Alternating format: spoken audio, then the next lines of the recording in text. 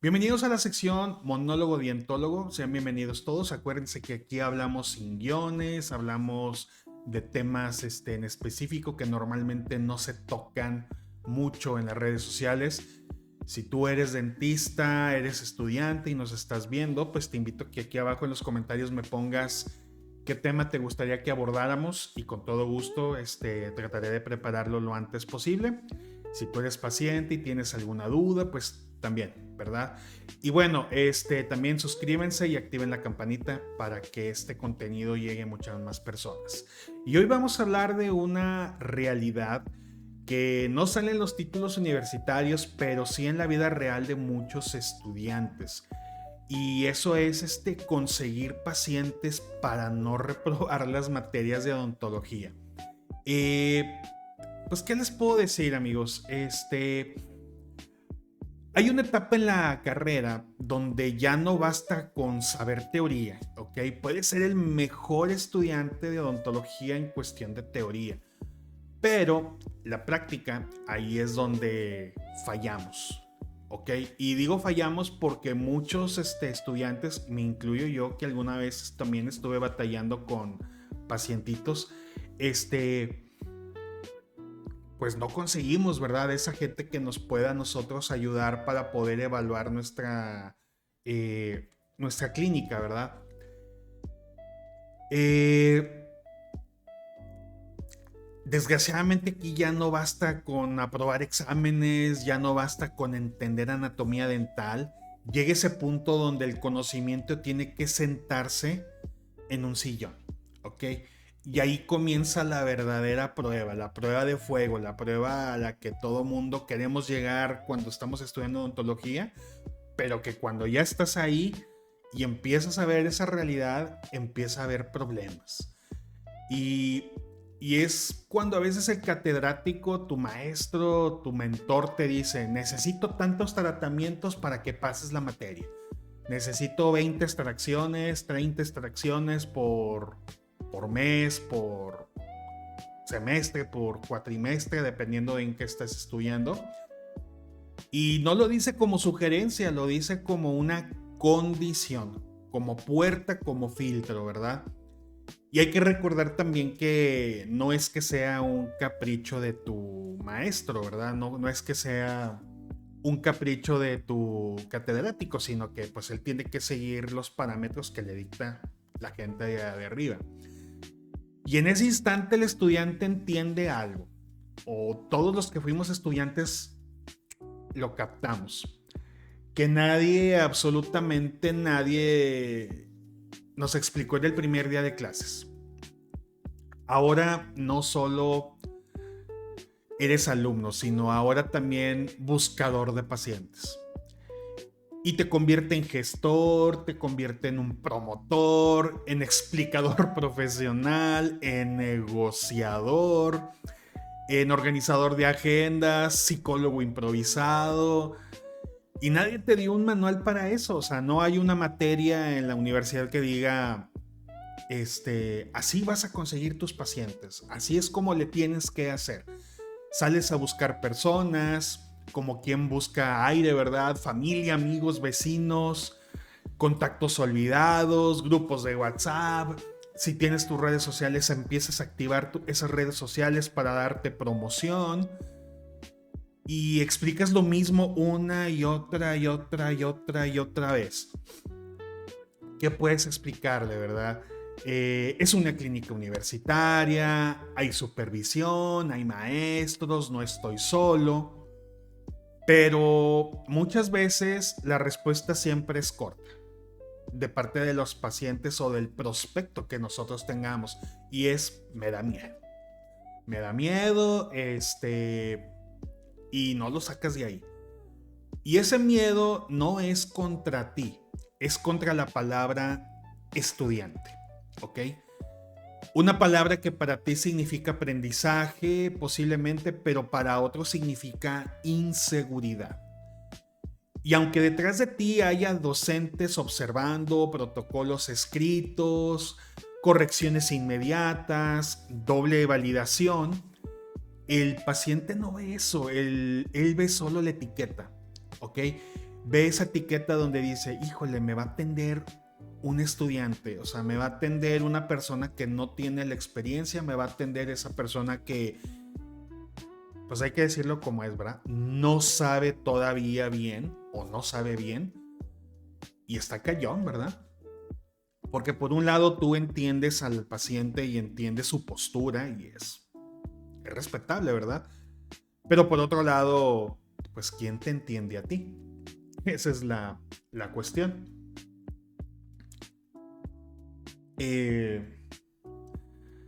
Luego aparece el escenario el más incómodo, yo creo, que es el paciente te dice, sí voy, pero no tengo dinero. Sí voy, pero ¿me lo va a pagar usted? Y no como apoyo, no como solidaridad, como una condición. Y yo creo que ese paciente como que ya lo educaron o no sé qué rollo, pero sabe que necesitas casos, sabes que tienes presión y sabe que tu calificación depende de eso y toman esa como una ventaja, ¿verdad? Y ahí el estudiante o nosotros que fuimos estudiantes en algún momento hace cuentas silenciosas. Aquí tu cabeza empieza a echar números. Híjole, material. Conozco compañeros que les pagaban a veces el taxi o iban por el paciente a su casa. Radiografías, yeso, impresiones, instrumental desgastado. Y tú mismo entiendes que no solo estás invirtiendo tiempo, sino estás invirtiendo dinero. Dinero que muchas veces sale del propio bolsillo, o sea, compañeros que se quedaban a veces sin comer, sin lonche por completar una limpieza o una resina. Y la gente cree que estudiar odontología es pagar inscripción y nada más, pero no ven las bolsas llenas de material, las cajas de guantes, las agujas, las resinas, las anestesias, los modelos fracturados, las fresas desgastadas. No ven nada de eso. No ven las madrugadas, las prácticas repetidas, las correcciones interminables. Y cuando alguien exige ¿cómo lo puedo explicar? Gratuidad absoluta. No sé si existe la palabra gratuidad. No está ayudando.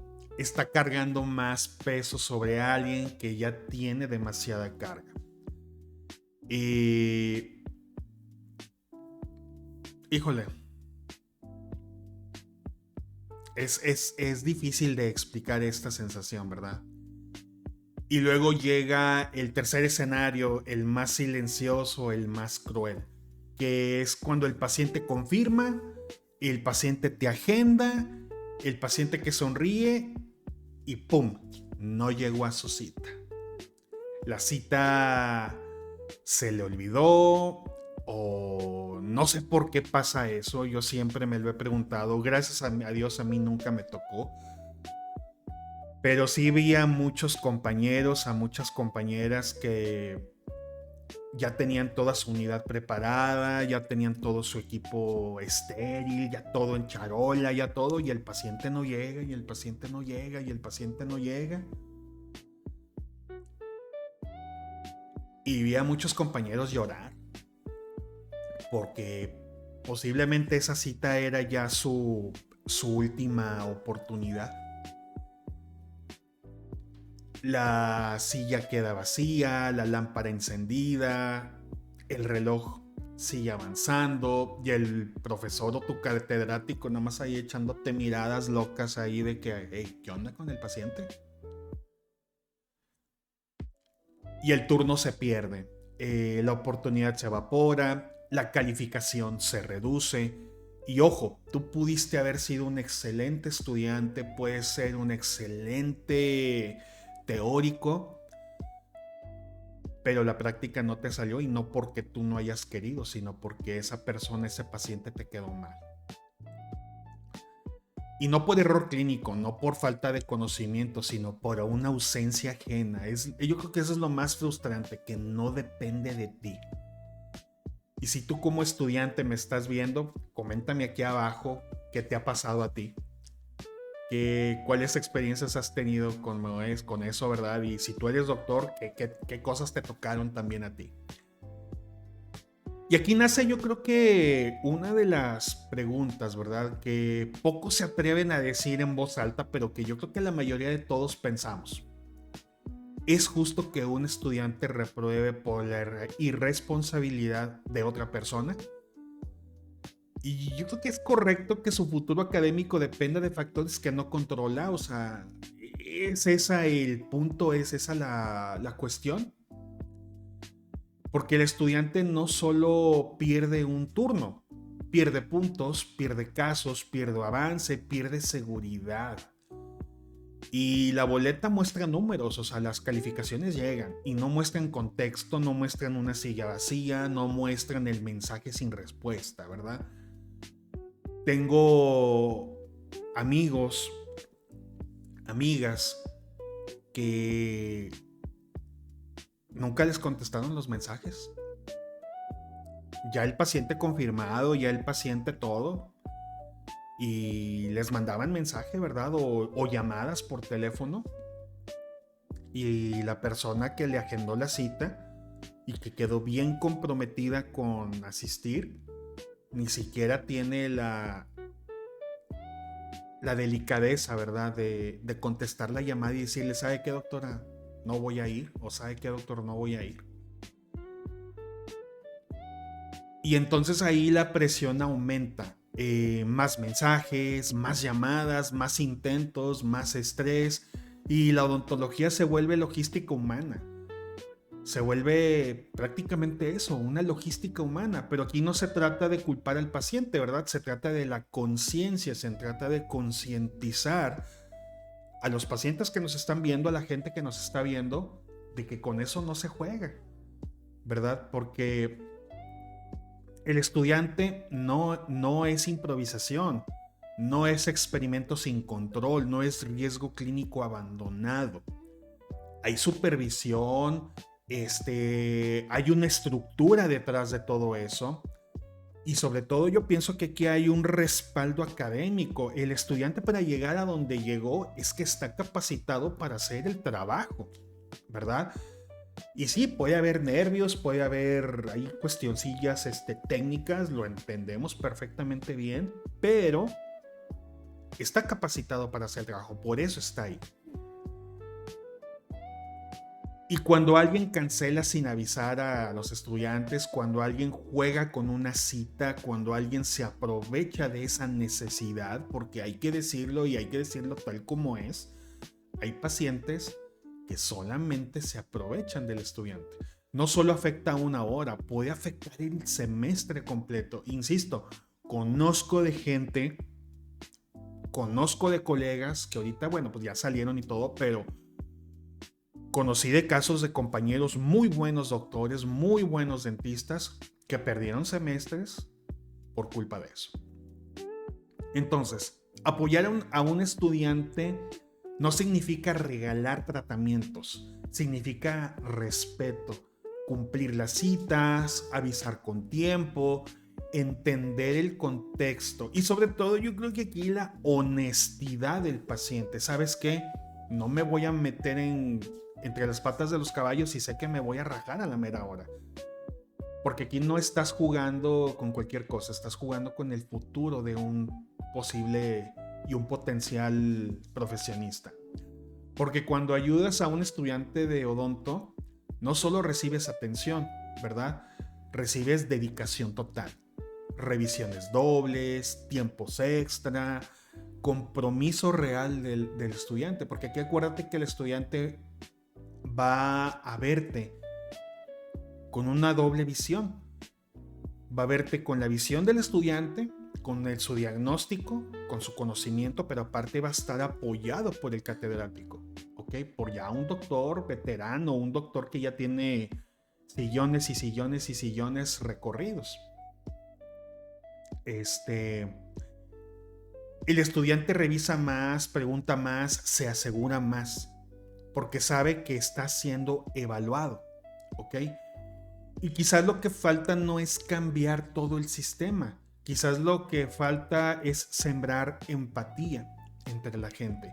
Empatía del paciente, empatía del docente, empatía del entorno. Formar dentistas también que requiere comunidad, ¿verdad? O sea, que requiere de ese apoyo.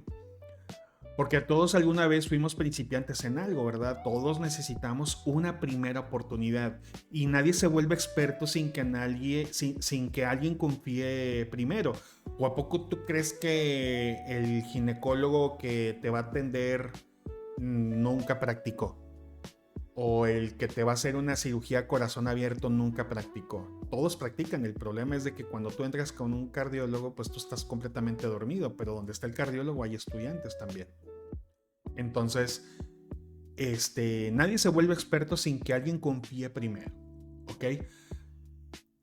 Y bueno, ya para no abordar mucho más este tema, quiero darles un consejo final. Si conoces a un estudiante, a un odontólogo, no lo veas como un riesgo, velo como un profesional en construcción. Yo creo que esa es la palabra correcta. Cumplir una cita, respetar un acuerdo, valorar su esfuerzo, puede ser la diferencia entre que avance o se estanque. Apoyar su formación no es algo pequeño, no es un favor pequeño, es una inversión silenciosa, es la calidad de los dentistas del mañana, ¿ok? Si esta información te ayudó, si esta información te gustó, no olvides compartirla, no olvides darle un like y los invito a los que son estudiantes o los que ya son dentistas, colegas, comenten aquí abajo qué les gustaría que abordáramos de temas.